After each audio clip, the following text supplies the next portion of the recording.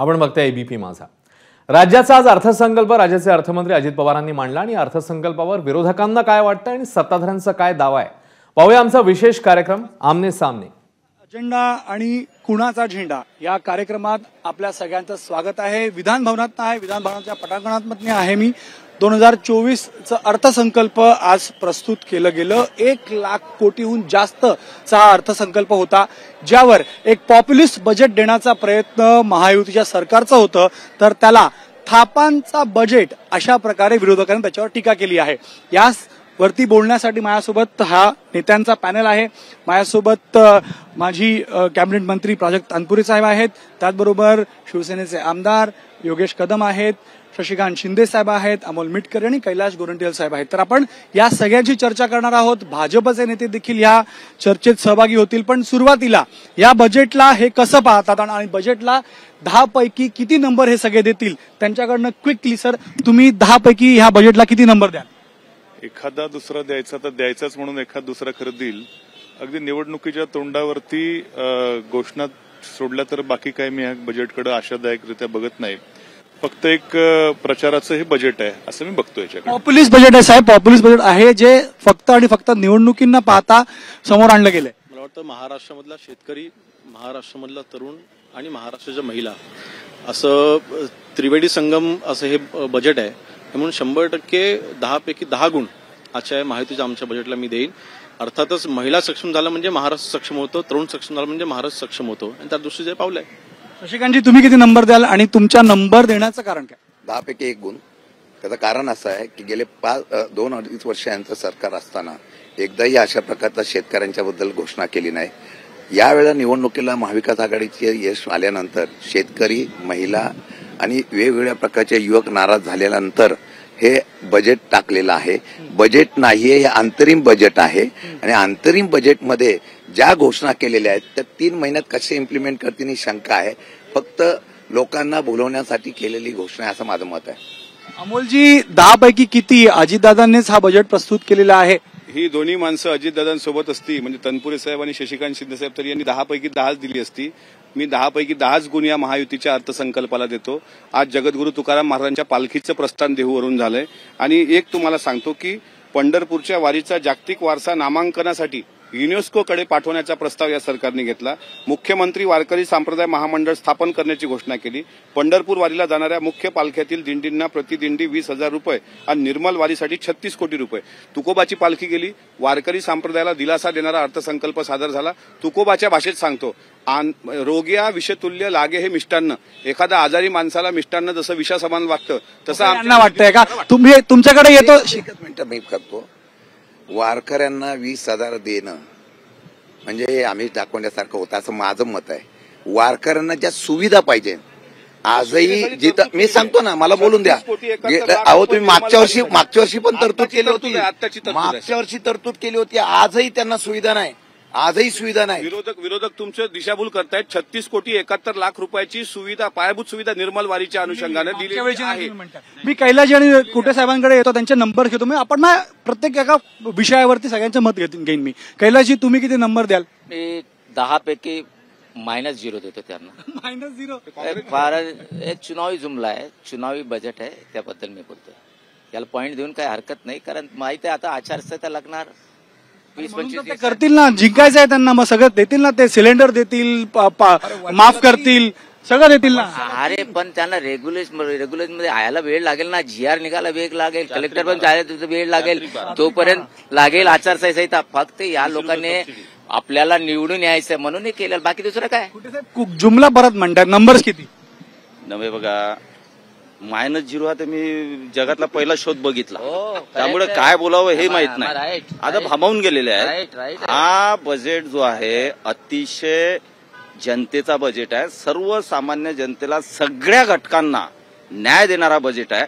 त्यामुळे अजितदादा आणि मुख्यमंत्री एकनाथरावजी शिंदे, आदरणीय देवेंद्रजी यांच्या नेतृत्वात आलेला बजेट हा निश्चितपणे या महाराष्ट्राचं भवितव्य उज्ज्वल करण्यासाठी सर्व घटकांना पुढे नेण्यासाठी आहे. त्यामुळे मी 10 पैकी 10 गुण हे अजितदादांना देतोय. 10 पैकी 10 -0 1. प्राजक्तजी, तुम्ही कॅबिनेट मंत्री होता, तुम्ही राज्यमंत्री होता, माफ करा, ज्या प्रकारे आपण त्यावेळेस सगळे खाते हाताळले होते.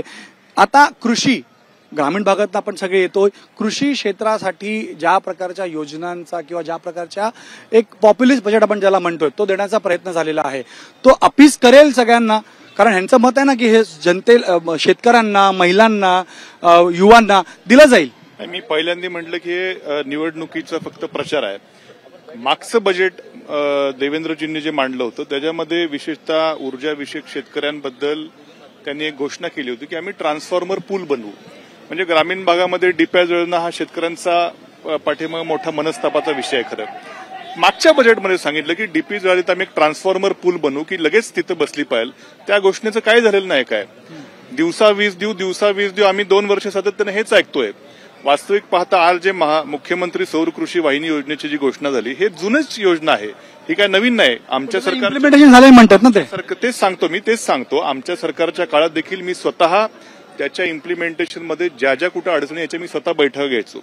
माझ्या स्वतःच्या मतदारसंघात मी तुम्हाला परिस्थिती सांगतो, 4 प्रकल्प असे मुख्यमंत्री सौर कृषी वाहिनीचे आमच्या महाविकास आघाडी सरकारच्या काळात मंजूर झाले. ज्या दिवशी सरकार गेलं त्यानंतर ते प्रकल्पाचं काम जे रखडलेलं आहे, मी सातत्यानं विधान भवनामध्ये प्रत्येक बजेट, प्रत्येक अधिवेशनात मुद्दे उपस्थित करायचो की आपण नुसत्या घोषणा करताय पण प्रत्यक्षात महाविकास आघाडी सरकारच्या काळामध्ये शेतकऱ्यांना दिवसा वीज द्यायचे प्रकल्प आम्ही जे सुरू केले ते तुम्ही बंद पाडलेले आहेत. नवीनचं नंतर बघू. तेव्हा सातत्यानं 2 वर्ष ते प्रकल्प बंद आहे. त्यामुळे या घोषणा पलीकडे काही नाही हे या राज्यातल्या शेतकऱ्यांना माहिती आहे.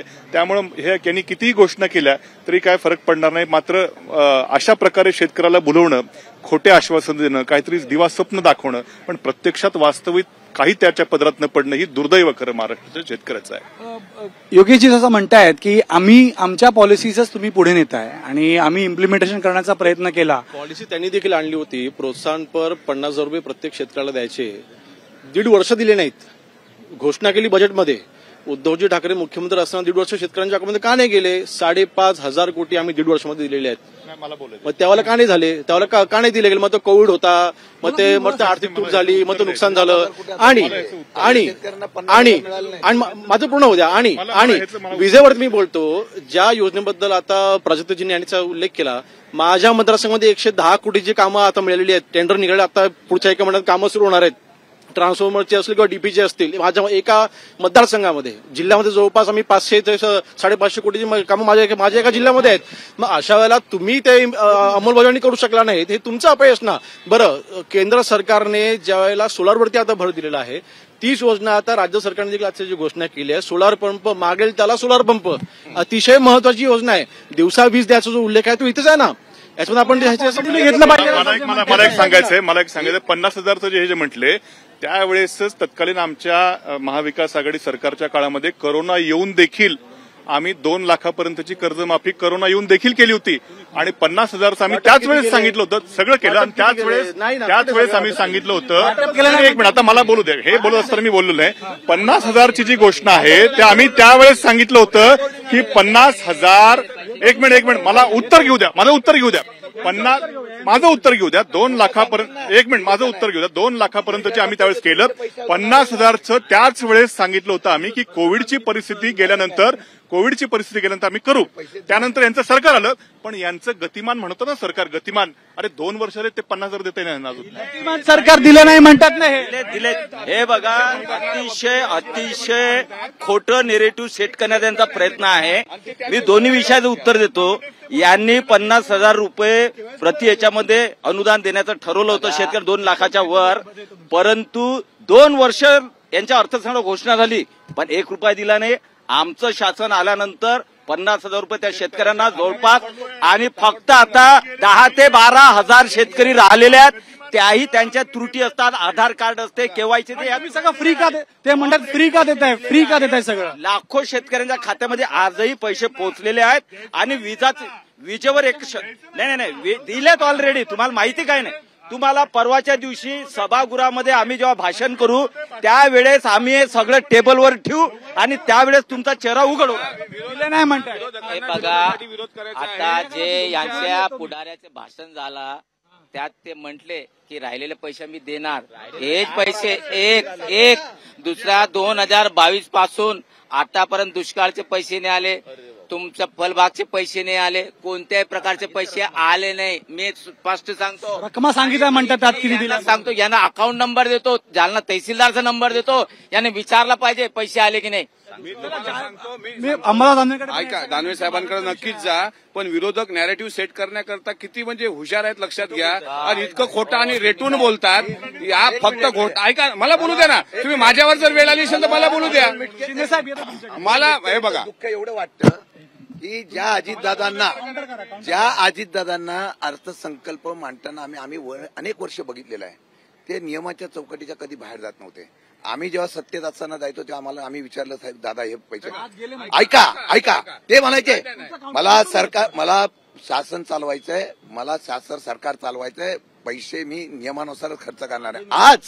आज अर्थसंकल्प गेले 2 वर्ष दादाच्या मनात इच्छा असो नसो पण दुर्दैवाने नसलेले सुद्धा आम्ही मागे मागितलं होतं वीज बिल माफ करा, बोले अजिबात नाही, वीज बिल भरावं लागेल.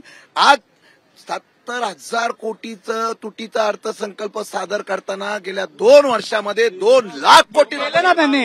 अमोलजी काउंटर करताय तुम्ही याच्यावरती. मी एक सांगतो की त्यांनी एक गोष्ट प्रामाणिकपणे कबूल केली की चुकीचं काम कधी आदरणीय अजितदादा नियमबाह्य काम करते. हे त्यांनी ऐका ना, आता मला बोलू द्या ना. आताही नियमबाह्य काम झालेलं नाही. उलट रिझर्व्ह बँकेच्या नियमानुसार जे काही निकष आज रोजी लागू आहेत ते जनतेपर्यंत पोहोचतायत. 50,000 रुपयाची घोषणा यांच्या सरकारच्या काळात झाली होती, त्यावेळेस मी पण यांच्यासोबत होतो, पण त्याची अंमलबजावणी हे गतिमान सरकार आल्यानंतर त्याची अंमलबजावणी झाली. हे विसरू नका. अंमलबजावणी गतिमान सरकार. गतिमान म्हणतात ना, अजून त्यांच्याच मंत्र्यांनी सांगितलं की आम्ही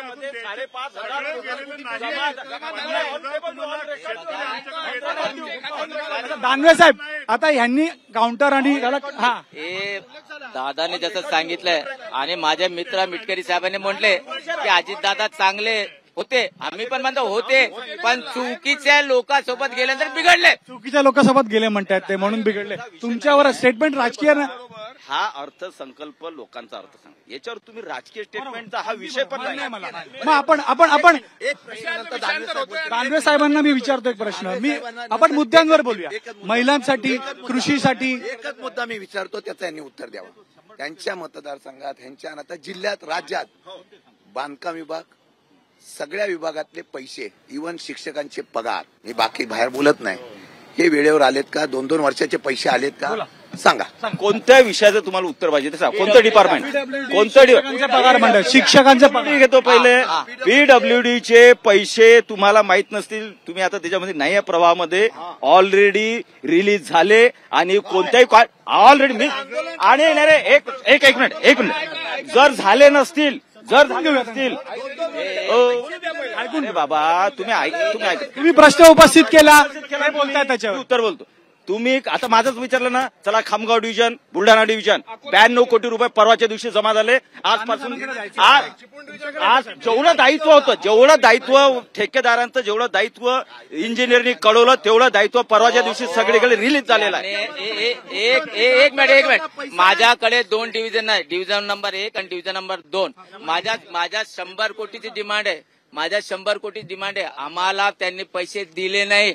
नंबर डिव्हिजन 2ला दिले. कृषी कारण 2 नंबर डिव्हिजन मध्ये भारतीय जनता पार्टीचे आमदार म्हणे, पण तोंड बघून दिले, पण असं दिले नाही. बायस होते म्हटले. वाटप होत असताना हे डिव्हिजन वाईज होतं, मतदारसंघ वाईज होत नाही. डिव्हिजन वाईज होतं. ही दिशाभूल आहे. मतदारसंघ वाईज साहेबांना मी विचारतो. आता कृषी विषयावरती आपण बोलूया. कृषी संदर्भात अनेक घोषणा आज झालेल्या आहेत आणि शेतकऱ्यांना दिलासा देण्यासाठी आम्ही हा बजेट प्रस्तुत केलेला आणि ज्या बाबी बोलल्या गेल्या त्या पूर्ण करण्यात येतील असाही त्यांचा दावा आहे. तुम्ही त्याला कसं पाहता? तुम्ही त्याच भागात नाहीत आहे. हे बघ, मी हा महाराष्ट्राचा बजेट आहे, भाग वगैरे हा विषय याच्यात काही यायचं कारण नाही. आता एक चांगलं शेर आला, चादर लगी फटणे तर खैरात लगी बाटणे असं ते झालं. एक तर आत्ताच्या घडीला तूट किती आहे राज्याच्या बजेट, आपण तांत्रिक बोललं पाहिजे, उगाच पॉलिटिकल वगैरे बोलण्यात काय अर्थ नाही. आज या राज्याला मागच्या वर्षीचं 13,000 कोटीचं डेफिसिट आहे, 13,000 कोटी त्याच्या पुढच्या मग. आता ह्या नवीन योजना याचं सगळं गेलं तर 25,000 कोटी रुपये आणायचे कुठून हा प्रश्न आहे. बरोबर आहे. आता हे सगळे एकेका मतदारसंघात आमदार पाहून दिलेले, भाजपचा आमदार असला, शिंदे गटाचा आमदार असला, अजितदादा असला तर त्याच्या मतदारसंघात दिले गेले पैसे. बाकीच्या महाराष्ट्र काही त्यांचं नाही का, तर तिथं ते काही मिळत नाही. कैलासजी बोलतात, आता हे जे बोलतात आपले दोघं तनपुरेजी, हे तसं आहे. हे बजेट कसं आहे, ह्या सगळ्या निवडणुका 3 महिन्यांनी आणि निवडणुकीच्या तोंडावर लोकसभेला फटका बसला ना, म्हणून राजकीय घोषणा मोठ्या प्रमाणावर याच्यामध्ये झालेल्या आहे. याला इम्प्लिमेंटेशन होणार तुम्ही म्हणताय, चांगली योजना असली तर काय योजना तुम्ही पुढे नेल्या? महिलांच्या बाबतीमध्ये आदरणीय चंद्रकांत दादांनी इलेक्शनच्या अगोदर डिक्लेअर केलं होतं की मोफत शिक्षण आम्ही देऊ म्हणून. आज त्याच्या बजेटमध्ये त्याचा समावेश झालेला आहे. मग हा चुनावी जुमला कसा होऊ शकतो? आणि बरं, या बजेटच्या अगोदरच्या बजेटमध्ये देखील महिला बचत गटांना 15,000वरून 30,000 डायरेक्ट दुप्पट त्यांचा आर्थिक आपण त्याचा सहाय्य आपण केलेलं आहे. महिलांसाठी 50% सवलतीवरती आपण त्यांना एसटी प्रवास देतोय. ह्या ते इलेक्शन तोंडावर झालेले नाहीत ना. म्हणजे आमचा उद्देश स्पष्ट आहे की महिला सक्षम झाला पाहिजे. महिलांना आपण इंटेन्शन क्लिअर आहेत. आज यांना महिलांचा निवडणुकीच्या तोंडावर पुळका येतोय, पण मात्र आमच्या मणिपूरमध्ये जेव्हा महिलांची नग्न अवस्था, पॉलिटिकल हे पॉलिटिकल महिला पॉलिटिकल व्हॉट इज पॉलिटिकल. माझं असं म्हणणं आहे की आपण या मुद्द्यावर ज्या विचाराचं ज्यांच्या विचाराचं सरकार आहे तिथं महिलांच्या सुरक्षिततेची धाब्यावर सुरक्षितता बद्दल बोलूया. मात्र आज फक्त मात्र देशातच आहे, पण मी योजनाबद्दल विचाराचे सरकार जिथं जिथं आहेत तिथं महिलांचा अपमान झालाय, महिलांच्या नग्न दिंडी होऊन यांनी लक्ष दिलं नाही. तिथं महिलांच्या अन्याय करणारे इथं तिकीट दिलेले आहेत. पण मात्र आज योजनाबद्दल बोलूया. योजना निवडणुका आल्यानंतर योजना आहेत महिलांसाठी. पण मात्र मला एक विचारायचं आहे की तुम्ही 1,500 रुपये या ठिकाणी महिलांना देता, पण मात्र गॅसच्या दरवाढी इतर सगळ्या याच्यातून ते पैसे वेगळीकडून काढून घेता. शेतकऱ्यांचं यांचं असंच आहे, द्यायचं एका हाताने काढून घ्यायचं दुसऱ्या हाताने. आता असं आहे की हे तर चालत राहणार, असं एंड करायचं सत्ताधाऱ्यांकडनं एंड करायला. हा राज्याचा अर्थसंकल्प राज्याला डोळ्यासमोर ठेवून मांडलेला आहे. विरोधकांच्या पोटात पोटचूळ उठणं साहजिक आहे. विजय निश्चित असं म्हणताय, गाजर म्हणताय, कायम चूर्ण आम्ही आणलेला आहे. निश्चित आहे विजय. या बजेटच्या आज लिहून ठेवा. आज यांनी किती योजना जाहीर केल्या तरी महाराष्ट्राच्या जनतेने ठरवलेलं आहे. 3 महिन्यात इलेक्शन आहे. मी ऐकू, चढ़ता सूरज शाम को ढल जाएगा, चढ़ता सूरज शाम को ढल जाएगा, बुझे हुआ चिराग फिर से जल जाएगा. वक्त की दरिया में जरा तूफानों को तो आने दो. ये अभी इसका जवाब शायरी से होगा, शायरी से जवाब. अरे कौन कितना पानी में पता चल जाएगा. शायरी से जवाब दूंगा, शायरी से जवाब तो देखो कबीर कहता है, छोटो कबीर कहता है, बुरा जो देखन मैं चला बुरा न मिलिया कोई, और जो दिल खोजा अपना मुझसे बुरा न होए. शायरी का जवाब धोए से दिया. मैं यार रुकता हूँ वरना चलेगा. मैं एक बोलता हूँ, एक सुनो, आता है कैलाश जी, जिनके घर में मिट्टी के बर्तन होते हैं, जिनके घर में मिट्टी के बर्तन होते हैं, वो कद में छोटे पर दिल से बड़े होते हैं. अरे फलों से हमने पहचाना इंसान को, जो मीठे होते वो सड़े हुए होते हैं. तर आता शायरी, दोहे आणि बरंच काही इथं आपण ऐकलं सगळ्यांचं. आणि सर्वांनी आपल्या पद्धतीनं या अर्थसंकल्पाबद्दल विरोधही केला, समर्थनही केलं. आणि पॉप्युलिस्ट बजेट आहे, सरकार पुन्हा आणण्याचा प्रयत्न महायुती करते. पण याच बजेटवर टीका करून महाविकास आघाडी पुन्हा सत्ता काबीज करण्यासाठी निवडणुकीचा रिंगणात उतरणार आहे. म्हणून अशाच प्रकारे फायरी हा मॉन्सून सेशन महाराष्ट्र असेंब्लीचा होणार हे निश्चित. सध्या आपल्या या कार्यक्रमात इथेच थांबूयात. नमस्कार. एबीपी माझा, उघडा डोळे बघा नीट.